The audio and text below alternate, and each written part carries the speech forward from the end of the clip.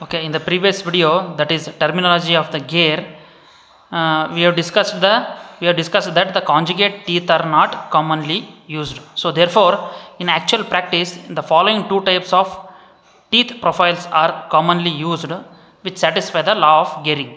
So these are the two forms of the gear teeth, that is the teeth profiles, that is cycloidal profile teeth and the involute profile teeth. Okay, in this video I will explain regarding the involute profile teeth. So involute of the circle is defined as the plane curve generated by a point on a tangent which rolls on the circle without slipping. So it is defined as the plane curve generated by a point on a tangent which rolls on the circle without slipping. So I will take one figure and I will explain regarding the involute profile teeth.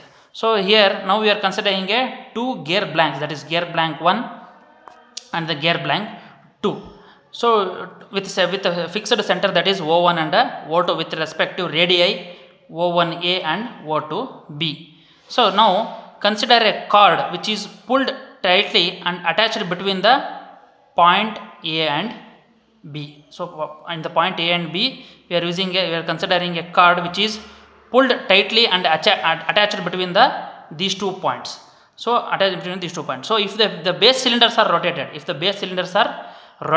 in the opposite direction, if it is in the clockwise, here in the blank 2 will be in the opposite direction, so as to keep the cord tight, a point will trace out the involute on the gear blank 1 and involute on the gear blank 2.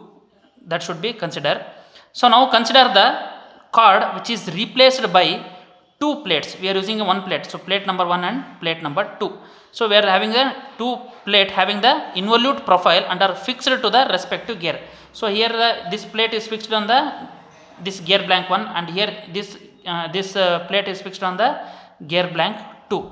If the gear blank 1 is rotated in the clockwise, due to the cam action of the 2 plates, gear blank 2 is caused to rotate in the anti-clockwise direction. If it is moving if this one plate is rotated in the clockwise direction, due to the cam action of the 2 plates, gear blank 2, here the gear blank 2 is caused to rotate in the anti-clockwise direction, but the path of the contact will be in the same line.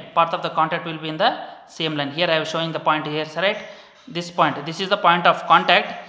This is not path of contact, which will be the same line, that is in the AB, which correspond to the cord in the previous case. So as the line AB is the generating line for each involute, it is normal to both profile at all the point of contact. So it always occupy the same position because it is the tangent to both the base circles. So these are the 2 base circles. This is the tangent. It is tangent to the both base circles. So it means that the pitch point P. So the pitch point P does not move and the curve satisfy the law of gearing. So this shows that what the pitch point P does not move and the curve satisfy the law of gearing. What that law of gearing states that it is a common normal at a point of contact between the pair of teeth must always pass through a pitch point. So this is about the involute profile teeth. Thank you.